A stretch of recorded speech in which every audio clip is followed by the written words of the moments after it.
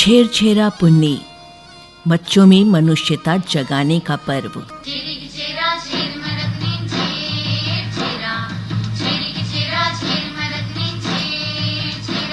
आलेख ललित कुमार शर्मा का, दक्षिण कोसल टुडे से साभार।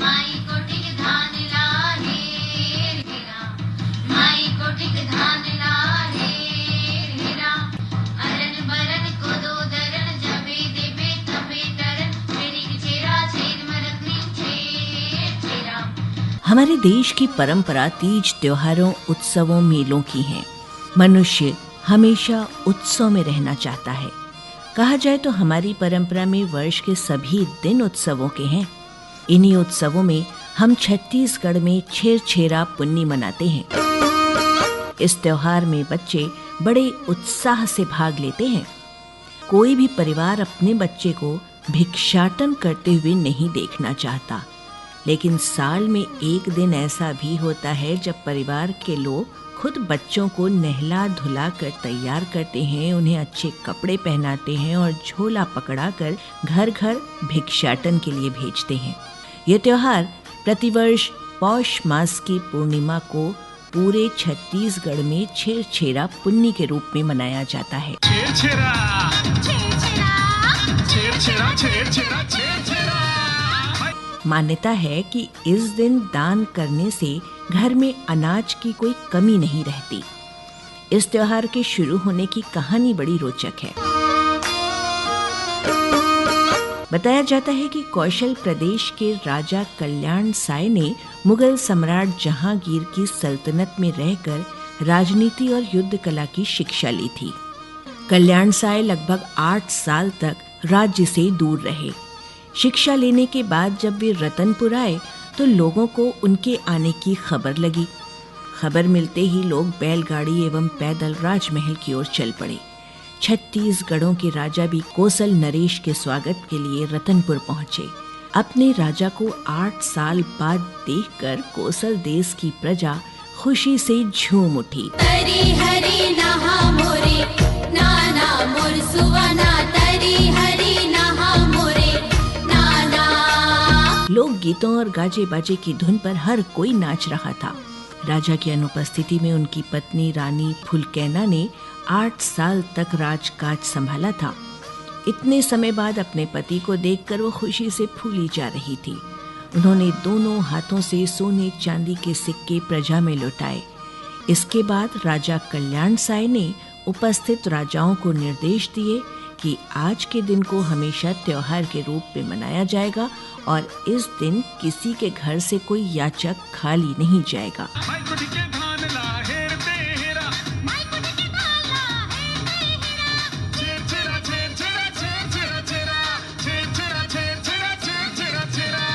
इस दिन यदि आपके घर में छेरछेरा छेरछेरा माई कोठी के धान ला हेर हेरा सुनाई दे तो चौंकिएगा नहीं, बस एक एक मुट्ठी अनाज बच्चों की झोली में डाल दीजिएगा।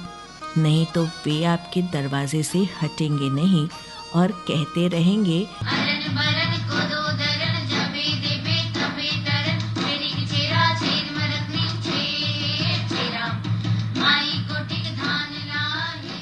हमारे प्रदेश में छेरछेरा पुन्नी का महत्व दिवाली होली से कम नहीं है।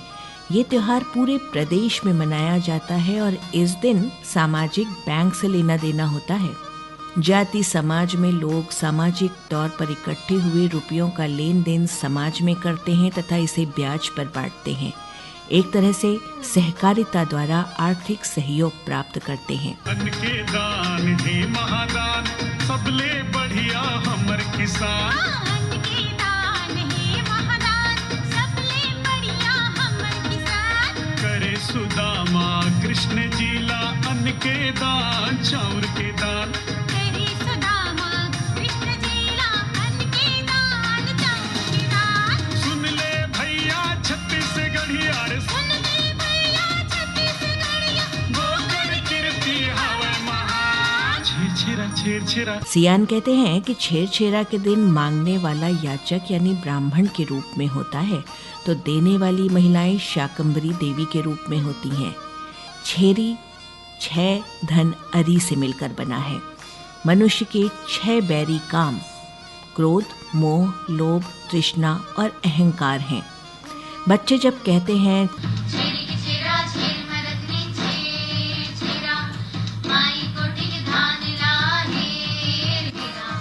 तो इसका अर्थ होता है कि मकरनिम देवी हम आपके द्वार आए हैं। माई, कोठी के धान को देकर हमारी दुख व दरिद्रता को दूर कीजिए। यही कारण है कि महिलाएं धान कोदो के साथ सब्जी और फल दान कर याचक को विदा कर देती हैं। कोई भी महिला इस दिन किसी भी याचक को खाली हाथ जाने नहीं देती। वे क्षमता अनुसार धन धान्य जरूर दान करती हैं। मनुष्य जीव जंतु के जेहा राखे प्राण, कहे बैरागी सुन मोर प्यार, प्रेम से कर ले ये पुण्य काम। कहे बैरागी सुन मोर प्यार, प्रेम से कर ले तय अन्नदान। जनश्रुति है कि एक समय धरती पर घोर अकाल पड़ा। अन्न, फल, फूल व औषधि नहीं उपज पाई। इससे मनुष्य के साथ जीव जंतु भी हलकान हो गए।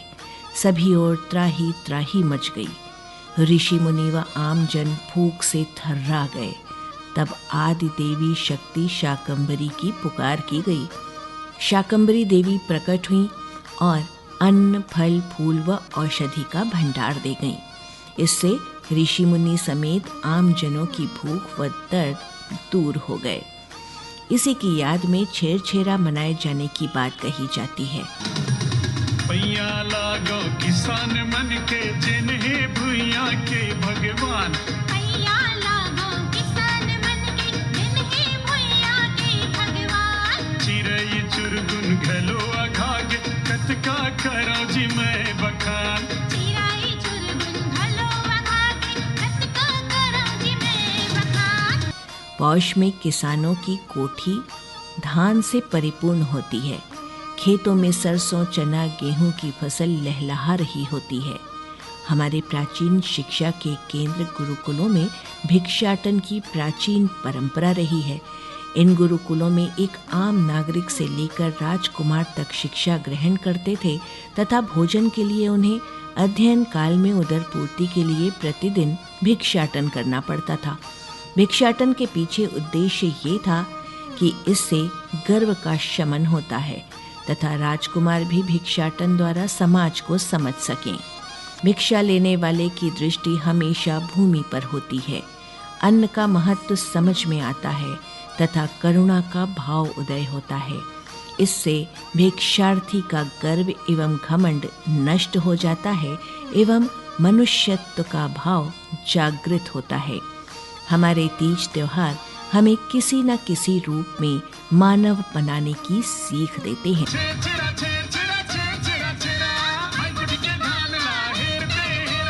आप सुन रहे हैं रेडियो अर्पा।